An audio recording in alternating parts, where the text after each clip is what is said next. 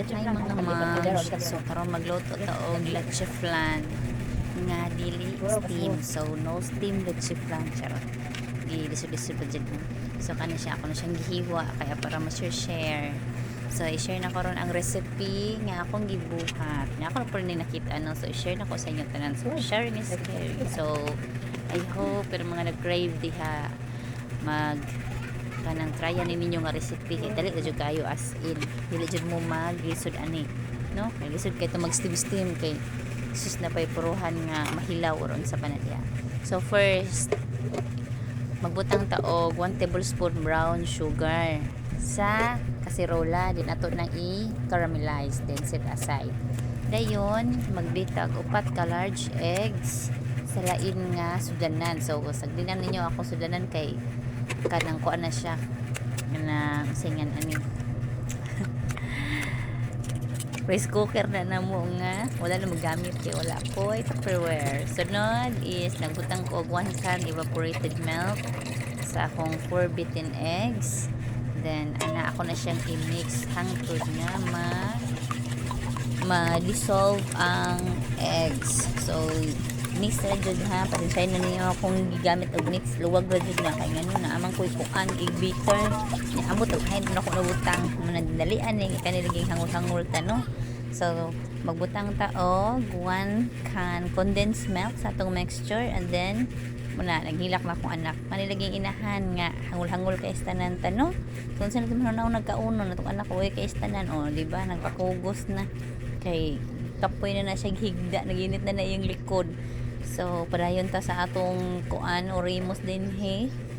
So gitiwas na ko og yabo ang mix ang condensed milk ang kuan kay ngano ihurot jud na siya dapat kay para tamis pud na atong leche flan diha dili na magtabang kay sas pagsa na ta mag crave may lagsa sa kabuan ka usa no maka satisfied ka sa tong cravings na ato dyan ng suliton o diba ako baby gana dito na siya pakugos bahala na lang ug magkalisod hala basta kay kugos dyan ako anak nahan kay na siya no? Kaning bata grabe kay ni dili man sige anid na kunog kugos no ganahan jud kay siya magsig palabing-labing sa iyong mama o diba paregon kay sa mama no wala ba naliwat sa mama.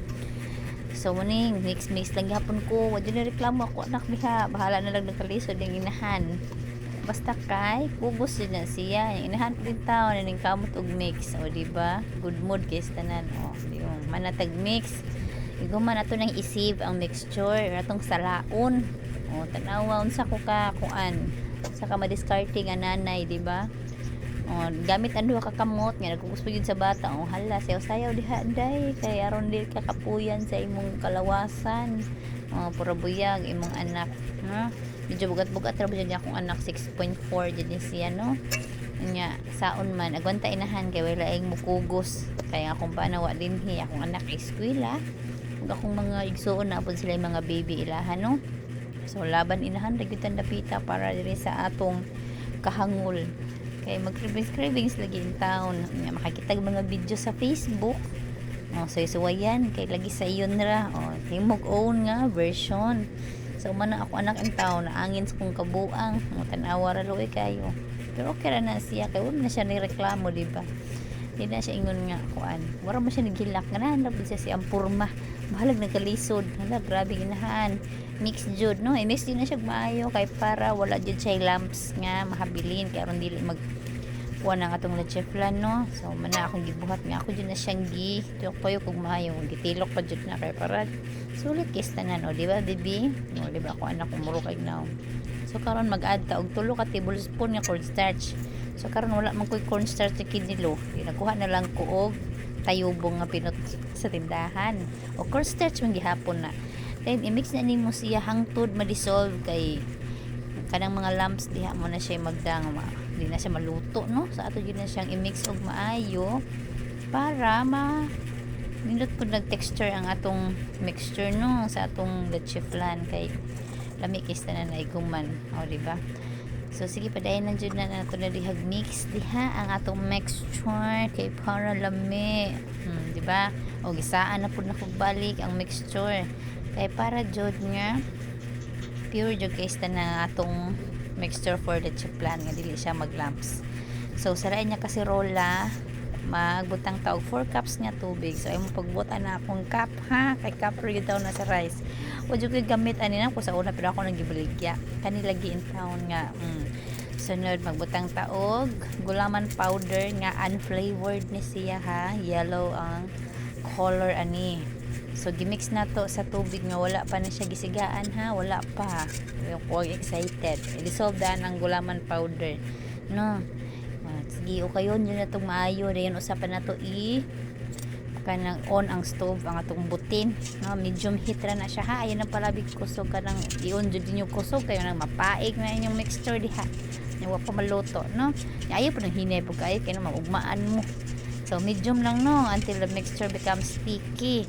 So kana bitang pilit or baga na siya inigmix ninyo asyaro naman po di mo ka feel i-feel dyan na ninyo yung giloto kay sunod pangon ninyo ang butin ug mag mixture na mo so hinayon lang na ninyo then keep stirring po no kay para dili magbuo-buo so kinahanglan ato dyan na siyang isabay while nagbuhos ta sa atong mixture sa gulaman ito nang sige hag-ukay man tanawan na ninyo akong gibuhat sige lang jud ukay sa kita kaya akong kamot inukay ala ukay gyud kung mag-ukay ato mix na siya iyon mo ang butin medium heat gihapon rin sige yan lang gihapon ng ukay pa more ukay is the secret ingredients secret to and then ang ukay yun dyan yung maino kay para di siya magbuo-buo niya para lami smooth ang texture sa itong leche flan nang ako sige na lang dyan kukukay aning dahil kung inanin na siya kanang kuan